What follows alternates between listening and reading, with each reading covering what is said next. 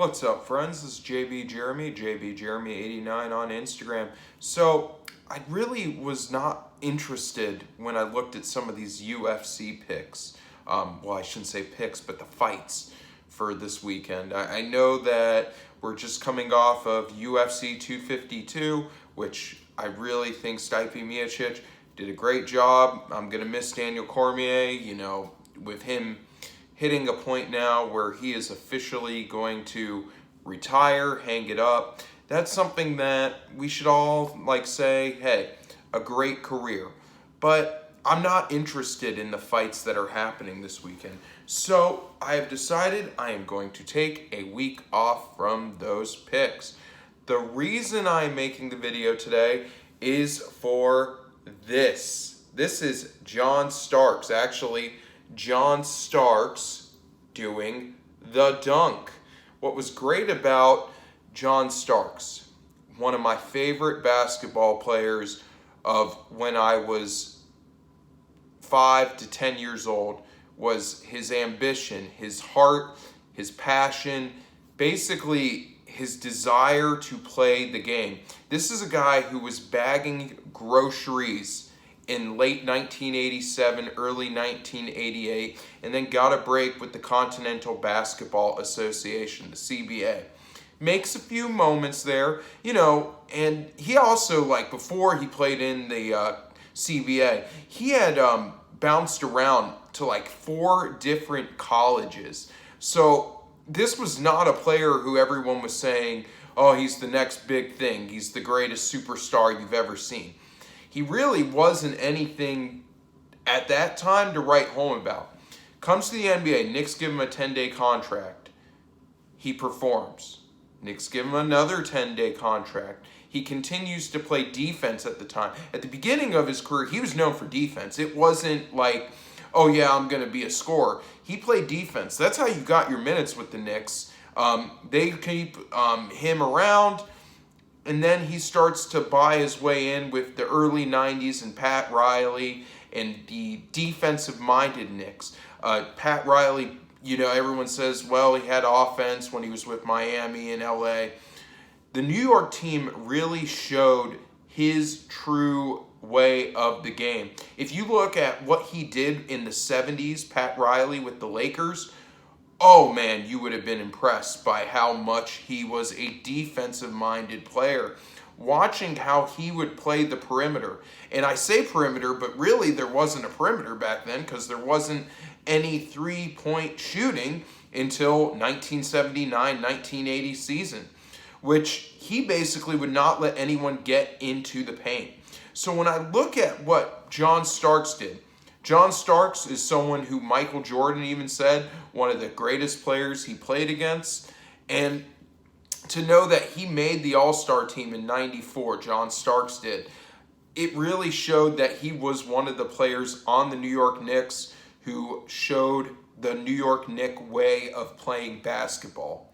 Even now, I look at number 3, and I think of a lot of players with number 3. Dwayne Wade. I could even say right now in baseball, Bryce Harper at one point. I'll even go to, if you want to be silly, with number 3 in the NFL. Can't really think of anyone right now, but I always think of kickers wearing number 3. I'm sure we have a quarterback or two. Man, I'm really missing a quarterback right now, and I know I'm going to think after this. How about one of my favorite quarterbacks for Cincinnati, Carson Palmer? I always liked Carson Palmer, even though he could never win the big game. I always liked what he would do, and I also liked what everything you see. My favorite number 3 of all time is Cleveland Cavaliers shooting guard, Bob Sura from Florida State. I could do a whole nother video on Bob Sura. It was like those two guys, John Starks and Bob Sura.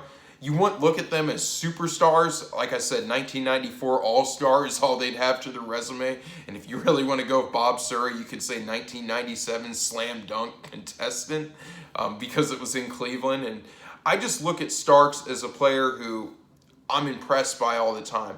Everyone's going to say, oh, well, he headbutted Reggie Miller in 1993 with the headbutt. Yes, he did. He lost his cool for a moment. He comes back the next series and he does this. Horace Grant on top of him. Everyone's going to say, well, Michael was in the picture too. The dunk was on Horace Grant. Let's just be honest there. A great play, one of the greatest moments in New York Knicks history, even though everyone's going to say, well, they won a championship in 70 and, 73. This is a moment where people remember. People don't remember 50 years ago, right now, Willis Reed, limping out on the court. I know it, and if you ask any other historians of the sport, they know it. But with John Starks, this is the memory that comes to mind. There's also, of course, Jeremy Lin, Linsanity in early 2012. It was fun to watch. I enjoyed every moment of it. I actually have a Linsanity shirt. Probably show that another time. We could have a whole nother conversation on basketball. But John Starks was my guy. Just the way that he played. And another moment that I remember is in Game 6 of the 1994 Eastern Conference Finals. He took over in the fourth quarter. Everyone's like, well, Reggie took over in Game 5. John Starks single-handedly won the game. You could look at the stat line. Look at the stat line. Go to basketballreference.com and look at what John Starks did in that series. It was a true matchup between Reggie and John. Reggie might have him on points, but look at Starks' other numbers and efficiency. Now, of course, in the 94 finals, my guy, John Starks, has one of the worst shooting performances in a Game 7 in NBA history. But John Starks is someone who, when you watch him, watch the way that he played, you don't see that much intensity anymore. That guy played every minute on the court like his life depended on it. And yeah, sometimes his anger got the better of him. Anger gets the better of us sometimes. But John Starks is a guy who I look up to as a great basketball player. They told him, hey, John, you're not going to start anymore. He adjusts his whole style of play and becomes NBA Sixth Man of the Year. That takes a whole lot of heart. And that's why if you look at rosters right now and people name the greatest Knicks of all time, John Starks is a name that you will see on there. Anyway, I really don't have much other to say. You might notice my hat is a Yankee hat. It's kind of a beat-up Yankee hat because I've had it since 2008. Kind of resembles how Tampa Bay just beat us up this week. And I also know that the Yankees do not play this weekend. COVID-related matters in the Mets organization. I believe a player and a staff member have tested positive. So again, this goes more into that line of the win percentage item that I brought up in my last Sports Sunday. We'll get more into that at another time, but I really wanted to just give my shout out to John Starks. So thank you so much for tuning in. JB Jeremy 89 on Instagram. Stay safe, everyone.